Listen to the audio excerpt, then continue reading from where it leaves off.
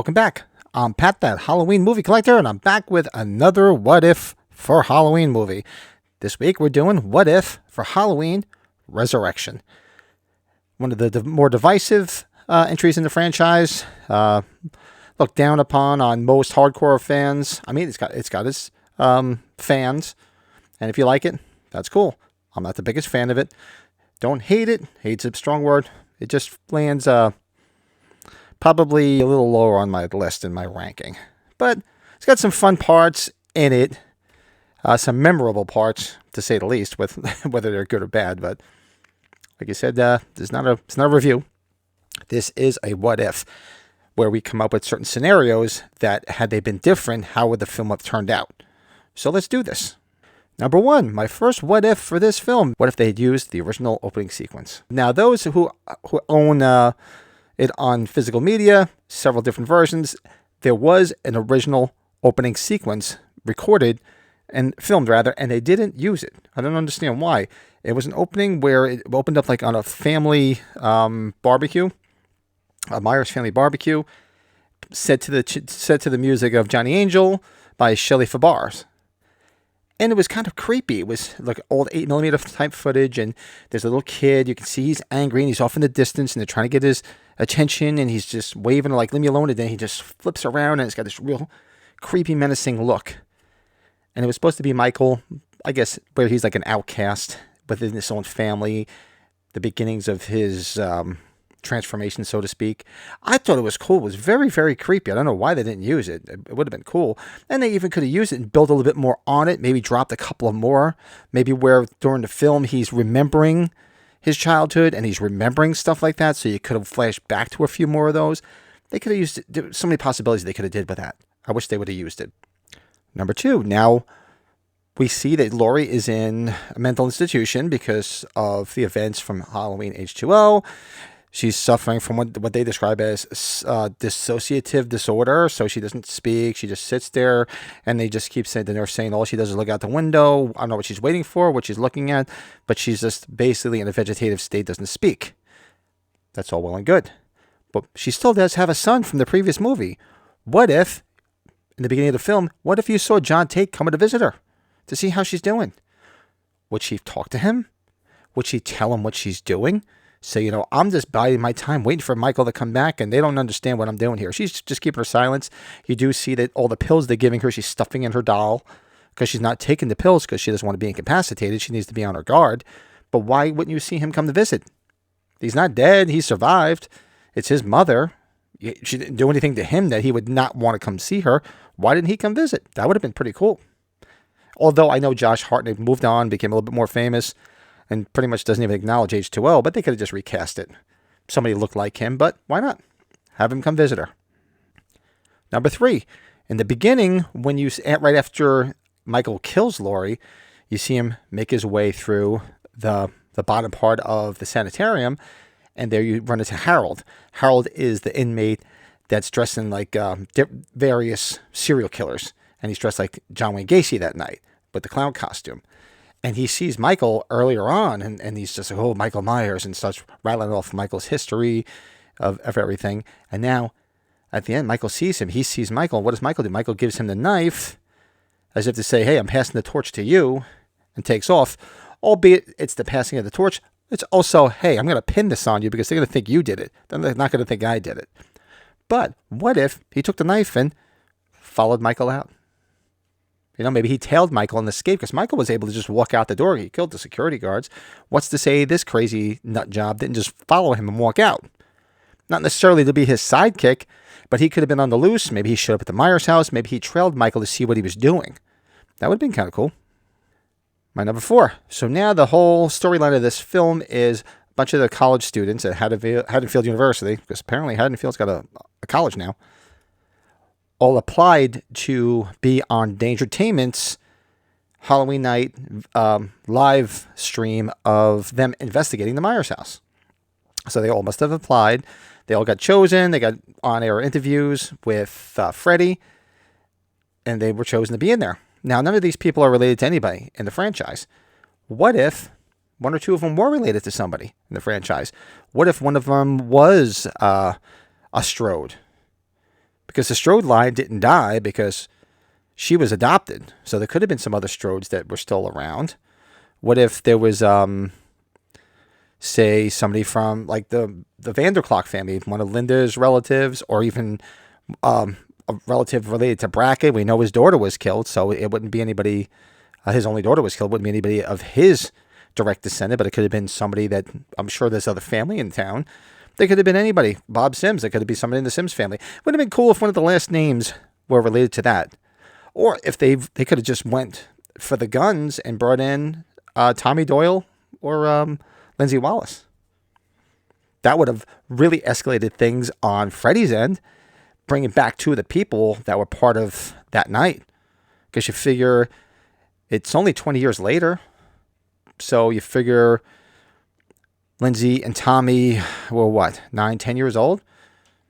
So they were still, so they figure late 20s, early 30s. They could have did it. That would have been cool. My number 5, which I didn't think was a problem in this film. The Myers house that they built was built on a soundstage, because it does burn down at the end. But we know it wasn't a house. It was built specifically for the film, and it kind of passed for a Myers-ish house compared to some of the other ones that we've seen. You know, a la the Halloween 5 Gothic mansion that the Myers house turned into. But now we saw that it wouldn't have been that difficult to build an exact replica of the Myers house, because we saw it in Halloween Kills. What if they built an exact replica? How much more nostalgic would this film have been if they had a lot of exterior shots showing that house? You know, it would have looked so much better if the house was really, really resembled the Myers house. It would have added a lot more to it. So it's a little nitpicky thing that I thought would have been kind of cool. My number 6, one thing everybody was hoping would have happened because of what happens later in the film. What if when Michael runs into Freddy the first time, dressed as Michael, and he mouthed off to Michael, slapping him around, which, makes my skin crawl. What if he just fucking killed him? What if he stabbed him and knocked him out? The rest of the film would have been fine. You know, they could have changed the storyline at the end where he comes in and rescues her, but they could have figured a different way out of that. Maybe where stuff didn't fall on her and pin her. They could have figured out another way around it. But what if Michael just killed him? I think that would have been so much better, because he was mouthing off, and it made Michael look like a bitch. So that's a lot of the things. One of the things people have a big problem with, including myself. You never want to make him seem weak, and that just made him seem like a bitch. And number 7. So Tyra Banks has this command center set up in the garage where she's controlling all the cameras and she's watching everything. And later on, when you see Sarah run out into the garage to run from Michael. Actually, she goes through the tunnel and then she comes up into the garage, rather. Looks up and there you see Tyra Banks killed. What if they showed Tyra Banks' death on screen? You got to remember, Tyra Banks was a big star at the time. I mean, yeah, Busta Rhymes was big in the world of rap, and I think he did a couple other things where he acted, but Tyra Banks was a superstar model. You know, it would have been pretty cool to see her actually get killed rather than just hanging there, you know, after the fact. My number 8. Now, this plays into where if Michael had killed Freddy and she was all on her own, what if Deckard came to help her? Now, he's just sitting there at that party, you know, with his just texting back and forth.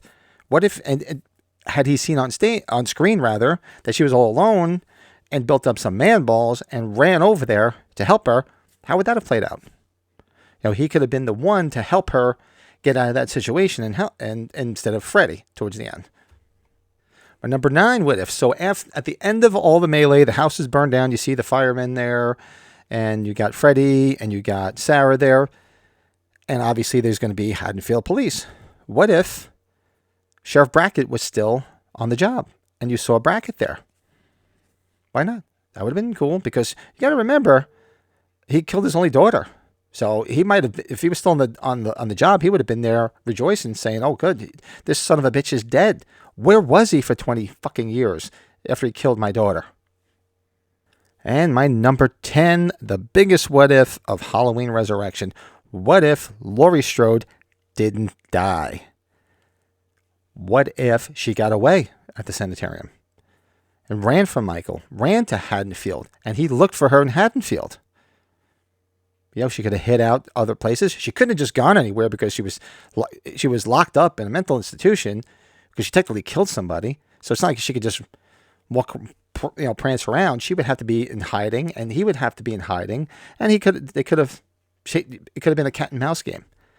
Or it could have been built around, or she could have went to the Myers house or something just to go there to try to find him because she would think that's where he would go to try to kill him. Because that's what she wanted to do at the end of H2O was say, fuck this, I don't want to live in fear anymore. I just want to kill this son of a bitch. And she thought she did, but she didn't. So, what's to say she didn't survive? And she's running around Haddonfield, and it's a cat and mouse game, and they're going at each other for the whole film. Would have been better than what we got. And there you have it. Those are my 10 what-ifs for Halloween Resurrection. What what-ifs for Halloween Resurrection did you come up with? Let me know. Hit me up in the comments because I love hearing them. This is pure speculation just to see where things could have gone had other choices been made. And it's just all for fun. It's just a matter of taste. You could love Resurrection and think it's a perfect movie. Nothing needs to be changed, but it's all a matter of taste. That's all. Like I said, there's not one Halloween movie that I hate. Hate's a very strong word. There's just some I like better than others. So do me a favor. Hit that like button. Helps people find this channel. There's tons of Halloween content on here. So you figure so now we're done with Halloween Resurrection What If. So next week, I'll give you my Rob Zombie Halloween What If. So we'll be doing the 2 zombie movies back to back. So make sure you show up for that. Make sure you hit that subscribe button. Helps a brother out. Don't cost nothing. So if you haven't heard, I just launched last week my 1031 giveaway. My 1031 subscriber giveaway. So when I hit 1,031 Halloween subscribers, I will be giving away a Dr. Chalice figure. The exclusive Chalice figure from the Halloween 45 Years of Terror conventions. Only sold there. I did get an extra one when I was there. And I didn't know what I was going to do with it, but I said, you know what? Why not give it to people that support the channel? So make sure, check out the video on here for my 1031 subscriber giveaway. It'll give you all the details on how to enter and all the rules and all that other stuff. And maybe you'll walk away with a Chalice figure. So they're selling for good money on eBay.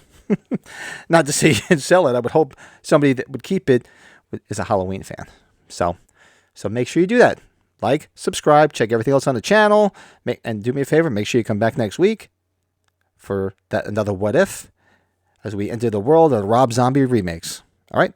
Until then, talk to you soon.